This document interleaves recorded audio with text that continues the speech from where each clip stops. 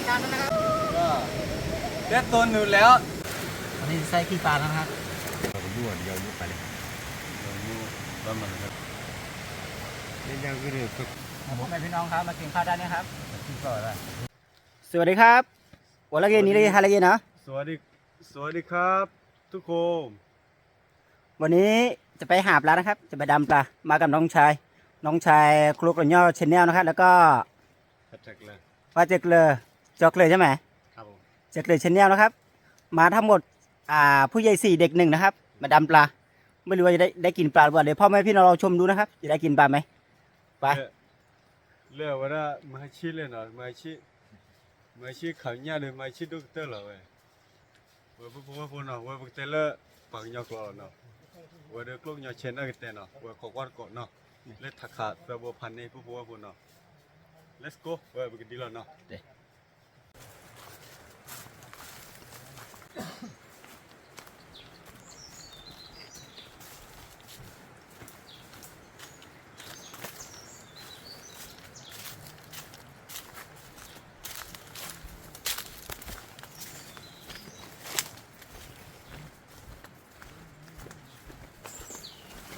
ว่ากับบ้านเลยเป็นอิสระชีตอนนี้คือไม่ได้กินนกบีมาตัวหนึ่งครับดูกูพี่พวกไต่กูตะเกียบเลยคือจะไปดำปลานี่มันเป็นประเทศลักเลียนนะครับประเทศเพื่อนบ้านลักเลียนไม่แกะโลเนาะได้ปองเงาก่อนเลยไม่แกะโลคือมาตั้งแต่เช้าแล้วคือออกเดินทางมาไกลนะครับเดี๋ยวเพื่อนพ่อแม่พี่น้องเราชมดูนะครับจะได้ปลาไหม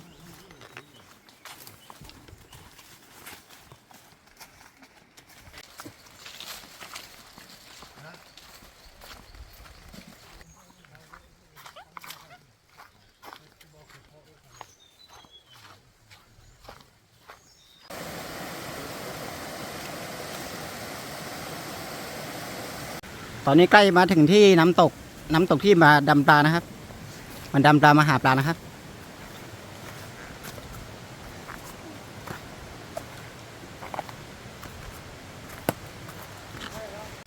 ตอนนี้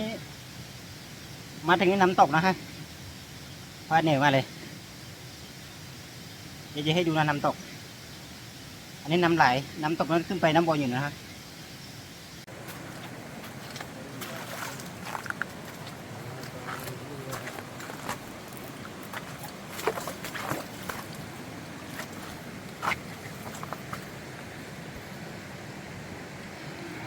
ตอนนี้มาถึงครึ่งทางเหนื่อยมากเลยนะครับนั่งพักก่อนเดี๋ยวก็ร้อนอากาศร้อนมากเลยนะครับประมาณ38 องศาได้ครับบ้าขึ้นชั่วโมงที่ผ่านชินแน่เนาะเขาบอกว่าต้องไปอีกประมาณครึ่งชั่วโมงนะบ้านเลยแล้วพายิมาพี่มาดูกัน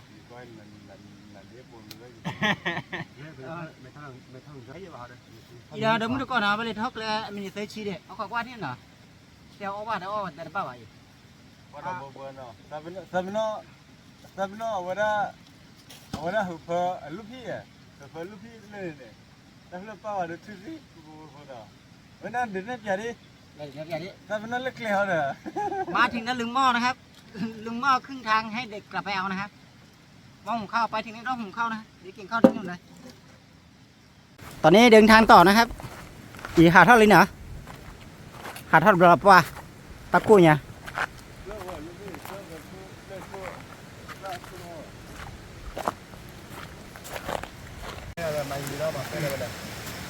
ตอนนี้เพื่อนบอกว่ามาถึงปลายทางนะครับจะลงไปดำน้ำตรงนั้นแหละอีแฮตติลินเนาะก็เยอะทีใบเนาะเยอะทีคือเนี่ยใบละตอนนี้มาถึงแล้วนะครับมาถึงที่ปลายทางแล้วเดี๋ยวจะเริ่มดำน้ำตรงนี้นะครับเริ่มดำน้ำตรงนี้ไม่รู้ว่าจะได้ปลาหรือเปล่าเดี๋ยวเพื่อนพ่อแม่พี่น้องเราชมดูนะครับจะได้ปลาไหมจะได้กี่ตัวไม่รู้วันนี้มาเที่ยวป่าแล้วก็มาดำน้ำเล่นๆนะครับเพื่อจะได้กินกับข้าวบ้างเดี๋ยวเรารับชมดูนะครับนี่นะครับ จะลงไปดำน้ำตรงนู้นนะครับ อันนี้น้ำลึกมากนะครับ น้ำถึงคอนั่นอีเนาะอีตะคอยบัวอันนี้คือคันเบ็ดตกปลานะครับ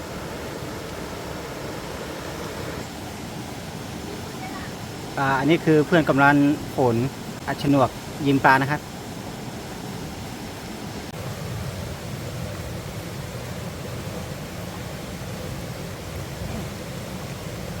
คอยขิวน้ำนะครับขิวน้ำก่อน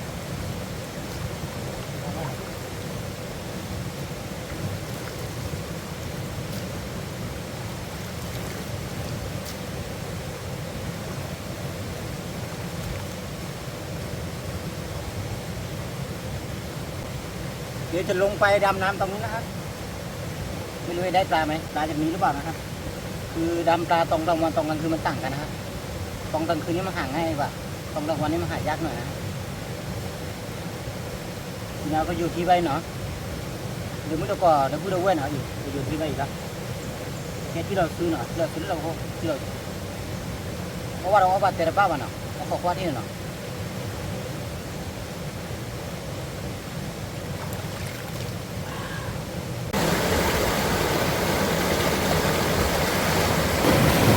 ดูนะครับน้ำไหลแรงมากเลยนะครับ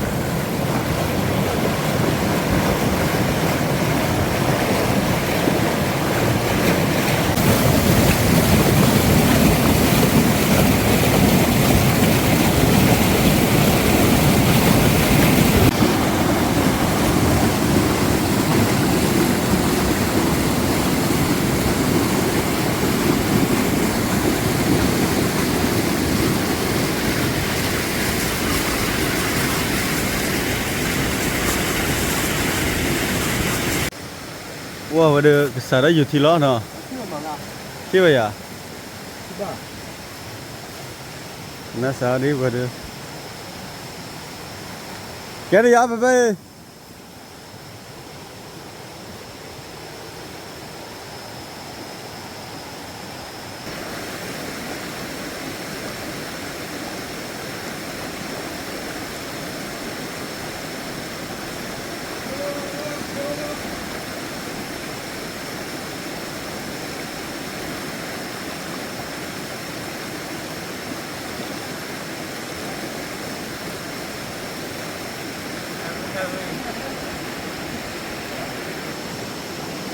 จะเริ่มดำน้ำแล้วนะครับนี่ได้ปลาหรือเปล่าเริ่มดำแล้วนะครับ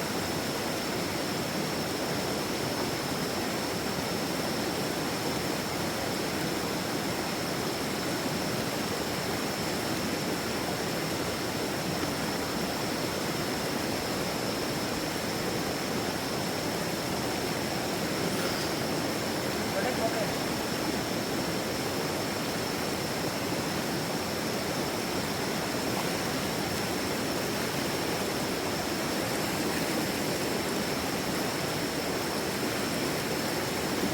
หายไปแล้วครับหายไปเจอแล้วหายไปแล้วตัวเล็กนิดเดียวตัวเล็กนะตัวไม่ใหญ่ที่เห็นน้ำนี่เย็นมากเลยครับหนาว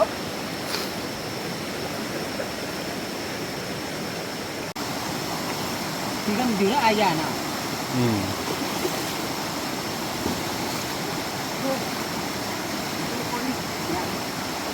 Mana phone ni? Nên boleh ah, terus tu.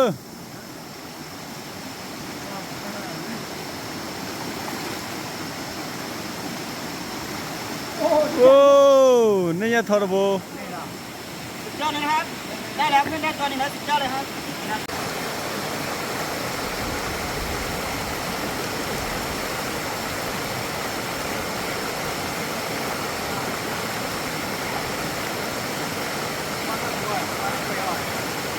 Nhớ gừa. Nhớ gừa.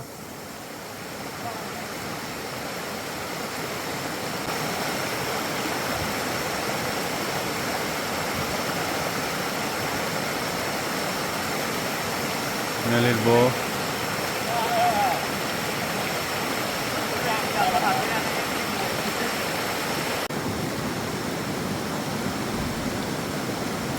Điều là khaiยืนไม่ทันครับหน้ากากมันแตกนะครับนี่หน้ากากมันแตกตรงนี้ ทำให้นำเข้านะครับนำเข้ามันดูไม่ได้ก็เบียร์นำเข้าเต็มตาเลยมองไม่เห็นนะฮะปลาเยอะ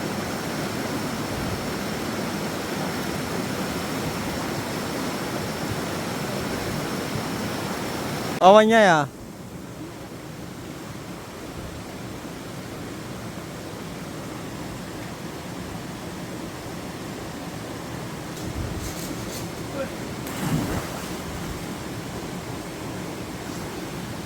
นี่ก็บ้านปลาเลยคุยอ่ะ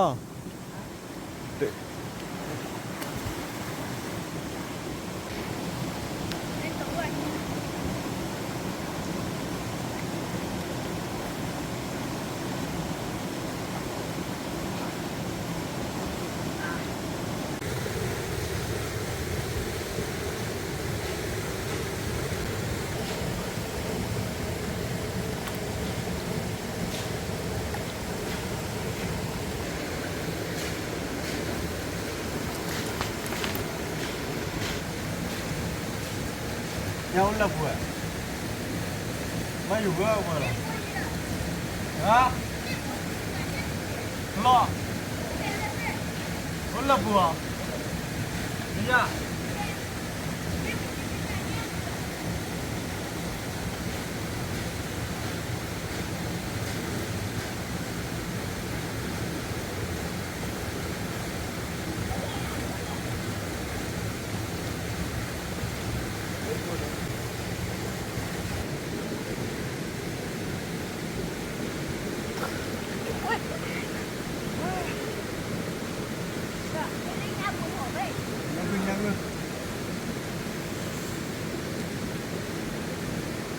ผมไม่ไหวที่จะเลยนะผมปวดหัว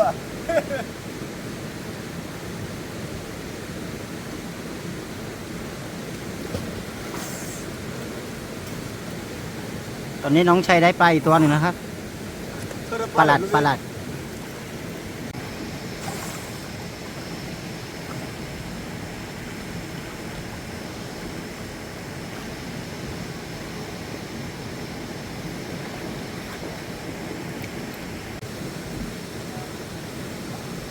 ตอนนี้เริ่มยิงนะครับไม่ใช่ยิงแล้ว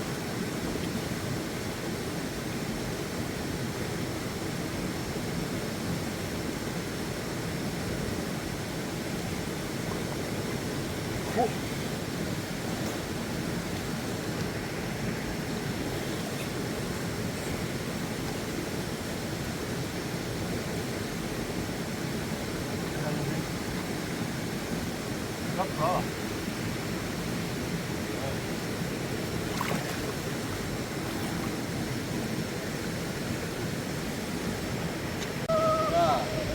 ได้ตัวหนึ่งแล้ว นี่ก็ได้อีกตัวหนึ่งนะครับปลาตัวนี้มันคล้ายๆกับปลาดุกนะฮะแต่ไม่ใช่ปลาดุกนะครับ ปลาอย่างยับแบะ ปักย้อนเรียกว่าหญ้าแปะนะฮะหญ้า ยับแบะ หญ้าแปะ ยับแบะดูยับแบะดู หญ้าแปะคือปลาแปะดำนะครับ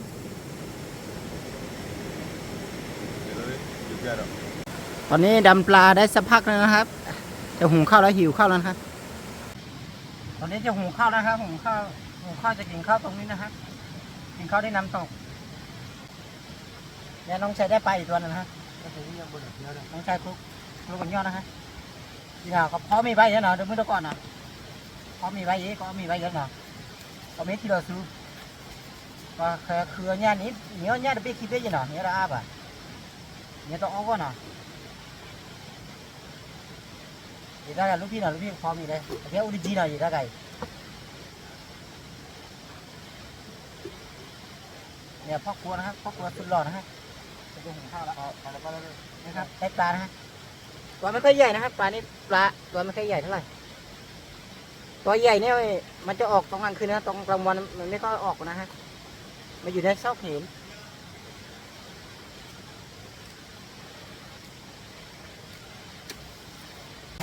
อันนี้น้องชายกลับมานะครับนี่น้องชายดำปลาได้หลายตัวนะครับ แล้วก็ยัดทอนยัดทอนด้วยอุดรด้วยแล้วมันไม่ใช่คนในขายคือว่าในมุนนาคอร์ดูได้เด้อมุนนาคาบ้านเนาะบาโลเตบ้าแต่พวกคุกวินยันเลยว่าเร่รบไปน้องชายบอกว่าดำบนปลาเยอะนะครับแต่มันต้องกลางวันนี้ดำปลา มันหนีฮะมันหนีปลาหนีต้องดำตรงกลางคืนมันจะได้กว่าครับนี่นะครับได้ปลาเยอะเลยนะครับเดี๋ยวปลาพวกนี้อย่าไปย่างกินนะครับเนี่ยมีหญ้าดอดดูมาเนาะหนูกว่าที่เนี่ยเบโดเบชิวเนาะอีกเลยจะก้าวเนาะตะไคร่ตอนนี้เด็กพริกนะครับเด็กพริกจะทำพริกกินอีน่าใครเดมือวิซ่าเนาะมือวิซ่าใครกับเวละกับก้าวเนาะก้าวเตะมือต้นเนาะเด็กพูดเดียเคียตาคือทอรี่อย่างว่าเลยก็ต้องเจ็บบุญไปเลยนี่ตายนี่นั่นว่าต้องมันนักเปิดมาคนรู้เลยได้ความเป็นแล้วว่ามันไม่ดาวหรอกเราจะพอเล่นครับก็ทอรี่อ่ะปลีมือก็เราเนี่ยครับปล่อยอย่าได้ไปอยู่ละก็พอเราที่จะได้อภิบาลแล้วบอกข่าวว่าที่สิบบาทนี่แหละได้ข้าเลยไปอันนี้ใส่ขี้ปลาแล้วนะครับเมื่อกี้ได้ปลานะฮะใส่ขี้เราจะแกงนะครับแกงเอาดีกว่านะครับย่างไม่เอาย่างนะ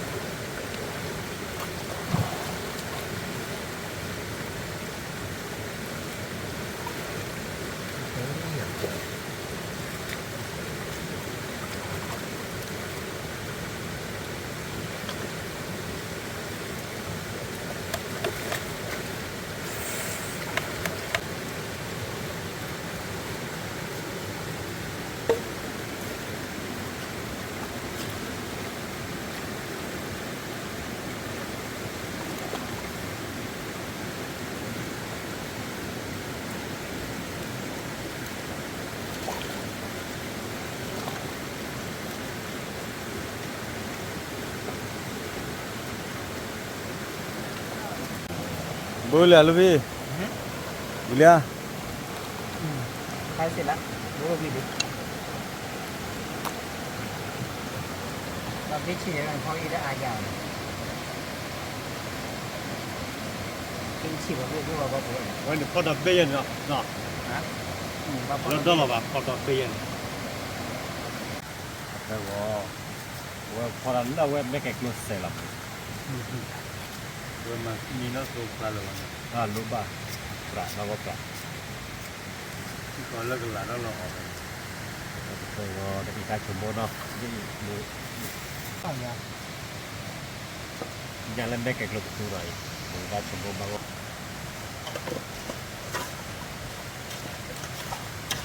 มือตากันไหมชุลอยชมโบเลียชมโบไปเลียมันจะดีใส่ข้าวเม็ดนะฮะใส่ชูรสใส่เกลือเสร็จแล้วอันนี้ใส่ข้าวเม็ดนะฮะจะแกงกินนะฮะถ้าย่างกินนี่มันกินช้านะครับแกงกินมันจะไวกว่านะครับน่าว่าลูกรูปราปรายเลยแกงกระเดียวว้าว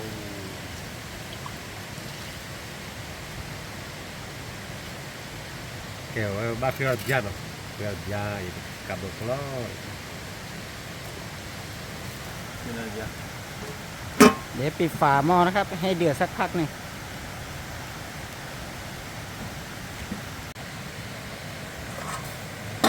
อุ้ยทานได้ระดับเบอร์เลยหลังได้ยังเงินเลยละมั้งได้ยังเงินเลยฝึกผ่านอะไรมาตั้งหรือวะเว้ยเนี่ยตกลงแล้วเว้ยฮัลโหลคุณนัทติโตยาดมบ้าพอได้ยาละLali, gue, lah, kami cukup nak. Minali, cukup dan bila. Yang orang dia orang.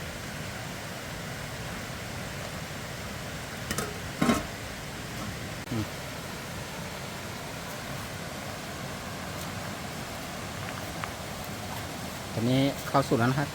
กลับเข้าสุดแล้วเดี๋ยวจะกินข้าวแล้วนะครับหิวข้าวมาเลยนะครับนี่ฮะข้าวนะครับน่ากินไหมครับปลาหลาดปลาขาวปลารวมมิตรนะฮะ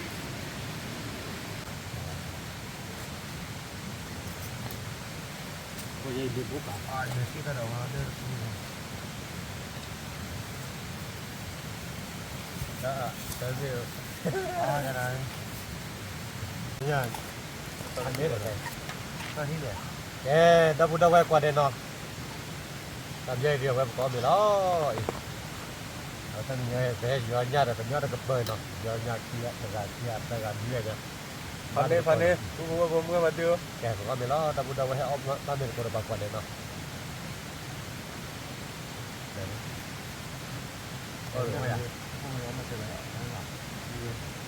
วันนี้ผมตัวนี้แล้วยาปุ๊บกันตัวเลย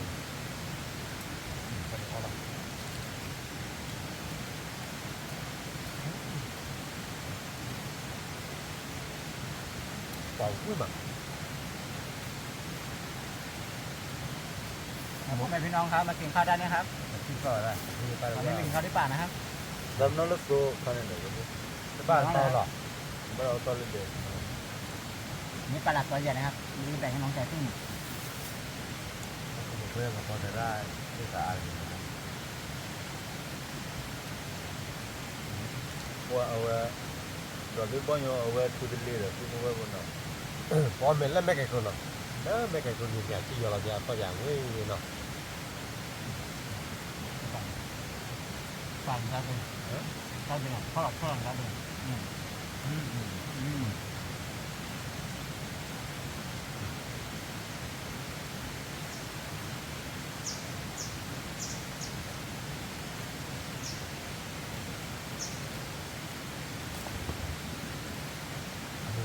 ได้สมมติบางโอกาสเนาะละ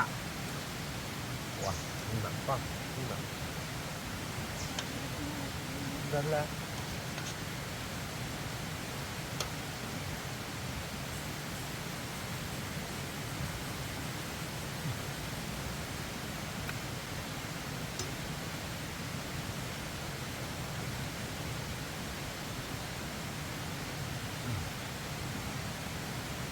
มาถึงแล้วแหละสักเรื่องเนาะก็สักเรื่องพอเราวิ่งมาบ้านตัวเจ๋อเลยตัวเลยบอกวิ่งสิผมมองกับบ้านเล็กๆเนี่ยพอได้โซนป้ามันเนาะเอาวิ่ง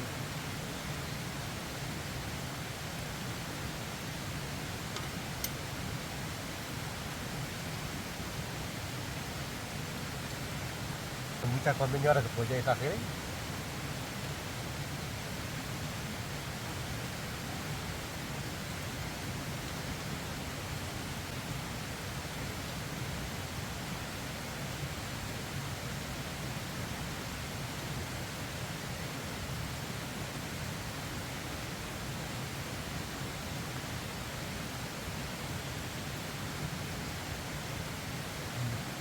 ป่าววันพอจะแตกถึงนอกไปต้องวันเดินมึงเลยแล้วนะครับ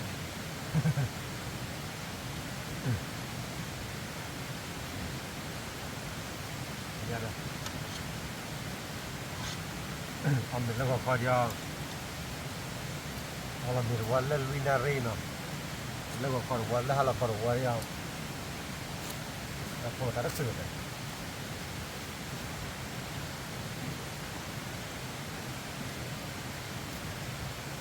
ยาละเนาะว่าเด็กคนลีเดอร์อ๋อบางทีป่ะ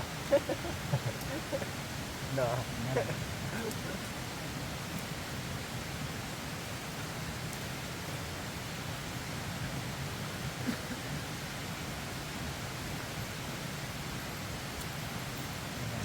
นี่ไงผมว่าผมว่าถึงแล้วครับแล้วเวลานี้เรื่องนี้คือนะ ตอนนี้พ่อแม่พี่น้องกินข้าวกินน้ำเสร็จแล้ว วิลลี่กูพูดคนเนาะ เหลือที่อยู่ด้วยนะ วิลลี่กับการกินนี้อันนี้ ก็กินข้าวอร่อยมากนะครับมากินข้าวที่ป่าที่น้ำตกนะครับ คือน้ำตกมันเป็นน้ำดอยนะครับ มากินข้าวมาเที่ยวเล่นแล้วก็หาปลาหาได้ว่ากินได้บ้างนะครับถ้าหานี่เรากินที่นี่อย่างเดียวกลับไปกินที่บ้านไม่ได้ความไม่พอกิน คือมันมีน้องชายส่งนะครับน้องชายคนนี้มันมียูทูบของเขานะครับยูทูบมีไปแล้วซอกเลย ซอกเล็กเชดเดอร์ ซอกเลยชแนลนะครับแล้วก็โกลกอนเนลชแนลนะครับครับผมตอนนี้คือกินข้าวกินน้ำเสร็จแล้วเดี๋ยวจะทำวิดีโอคอนเทนต์เพียงแค่นี้นะครับพ่อแม่ ทุกคนที่เห็นวิดีโอนี้ช่วยกดไลค์กดแชร์กด Subscribe ให้กำลังใจผมก็ทำที่ต่อไปด้วยครับก็ขอให้พ่อแม่ทุกคนมีสุขภาพแข็งแรงขอบคุณครับครับเลยครับ ครับ